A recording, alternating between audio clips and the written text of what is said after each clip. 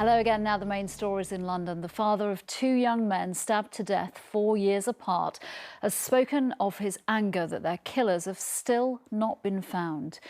Junior and Ahmed Jar were killed in two separate stabbings just streets away from each other. In his first broadcast interview, their father urged anyone with any information to come forward.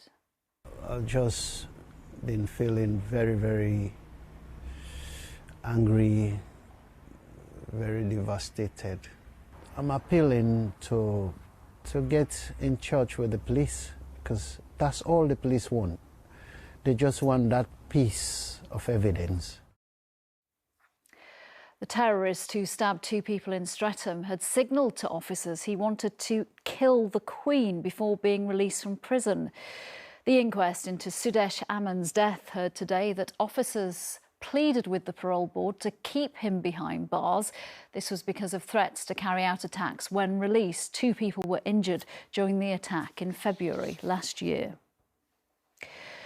The rapper Dizzy Rascal has been charged with assaulting a woman at a home in South London. The 36-year-old was charged after officers visited an address in Streatham in early June. The woman suffered minor injuries but was not taken to hospital. He'll appear in court at the beginning of September.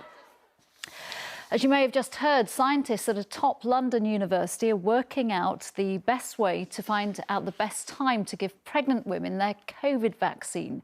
More than 600 women will be recruited for the trial at St George's University. It's hoped the research will help reassure pregnant women that jabs are safe.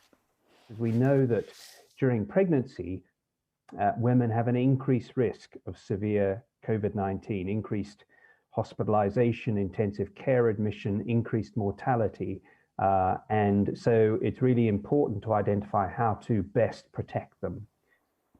And I suggest you look away now if you are scared of heights. George King, the solo climber who famously once climbed the Shard, was filmed today scaling the 36-storey Stratosphere Tower in East London. He reached the top without using any ropes or equipment.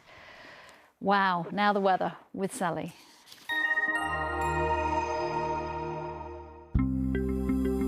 Making the most of it, whatever the weather. Octopus Energy sponsors ITV London weekday weather. Hello there and a very good afternoon to you. Well, the weather might not be sparkling, but it is what I call manageable. There's the odd shower, but most of them should be fairly light. Bit of cloud around where the sunshine pokes through, just getting up into the low 20s. Still a couple of degrees where it should be around this time of year. Now, the latter part of this afternoon, those showers still hanging on for a bit, but then clearing. The evening's not bad. We've got clear skies overnight and with light winds, there may well be a little bit of mist first thing tomorrow morning. It's going to be quite a chilly night as well in the countryside. Certainly going to be a little bit cooler than that, sinking down into single figures. But tomorrow doesn't get off to a bad start. We have got some sunshine heading our way, mixed in with a bit of cloud. Again, we see the showers brewing and the odd isolated thunderstorm. But where it stays dry, which hopefully there'll be a lot of dry weather, the sunshine poking through, it'll be a little bit warmer than today. Let's take a look at the pollen now. Octopus Energy sponsors ITV London weekday weather.